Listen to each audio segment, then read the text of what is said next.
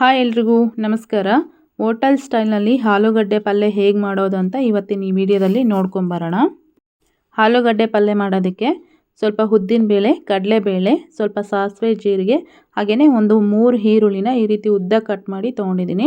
ಒಂದು 4ರಿಂದ 5 ಹಸಿಮೆಣಸಿನ್ಕಾಯಿ, ಸ್ವಲ್ಪ ಕೊತ್ತಂಬರಿ, ಹಾಗೆಯೇ ಇದಕ್ಕೆ ಆಲೂಗಡ್ಡೆ ಒಂದು 1/4 kg ಆಲೂಗಡ್ಡೆನ ಬೇಯಿಸ್ಕೊಂಡ್ಬಿಟ್ಟು ಈ ರೀತಿ ಪುಡಿ ಮಾಡಿ ಇಟ್ಕೊಂಡಿದ್ದೀನಿ ನೋಡಿ, ಕುಕ್ಕರ್ಗೆ ಹಾಕ್ಕೊಂಬಿಟ್ಟು. ಇವಾಗ ಇದನ್ನು ಒಗ್ಗರಣೆ ಮಾಡೋದಕ್ಕೆ ಅಂತಂದೇಳಿ ಈಗ ಆಲ್ರೆಡಿ ನಾನು ಒಲೆ ಮೇಲೆ ಆಯಿಲ್ ಹಾಕಿ ಇಟ್ಟಿದ್ದೀನಿ ಬಾಣಲಿಲಿ. ಅದು ಸ್ವಲ್ಪ ಬಿಸಿ ಆಗಿದೆ ಅನಿಸುತ್ತೆ. ಇವಾಗ ಕಡಲೆಬೇಳೆ, ಉದ್ದಿನಬೇಳೆ, ಸಾಸಿವೆ, ಜೀರಿಗೆ ಇವೆಲ್ಲವನ್ನು ಒಂದೇ ಸಲನೇ ಸೇರಿಸ್ಕೊತಾ ಇದ್ದೀನಿ. ಅದು ಸ್ವಲ್ಪ ಕಲರ್ ಚೇಂಜ್ ಆಗಲಿ.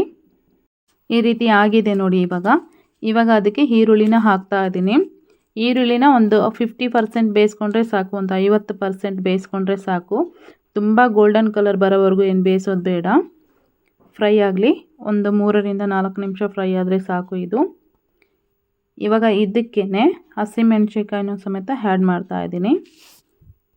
ಮಸಾಲೆ ದೋಸೆ ತಿನ್ನಬೇಕು ಅಂತಂದರೆ ಈ ಆಲೂಗಡ್ಡೆ ಪಲ್ಯ ಇರಲೇಬೇಕಲ್ವ. ಈಗ ರುಚಿಗೆ ತಕ್ಕಷ್ಟು ಉಪ್ಪನ್ನು ಆ್ಯಡ್ ಮಾಡ್ತಾ ಇದ್ದೀನಿ. ಈ ರೀತಿ ಆಗಿದ್ದಾದಮೇಲೆ ಸ್ವಲ್ಪ ಕೊತ್ತಂಬರಿನೂ ಸಮೇತ ಹಾಕ್ಕೋತಾ ಇದ್ದೀನಿ. ಆಮೇಲೆ ಗಾರ್ನಿಷ್ ಮಾಡೋದಕ್ಕೆ ಅಂತಂದೇಳಿ ಸ್ವಲ್ಪ ಇಟ್ಟಿದ್ದೀನಿ. ಇವಾಗ ಸ್ವಲ್ಪ ಈ ಫ್ರೈ ಒಳಗೆ ಸೇರಿಸ್ಕೊಂಡಿದ್ದೀನಿ ನೋಡಿ.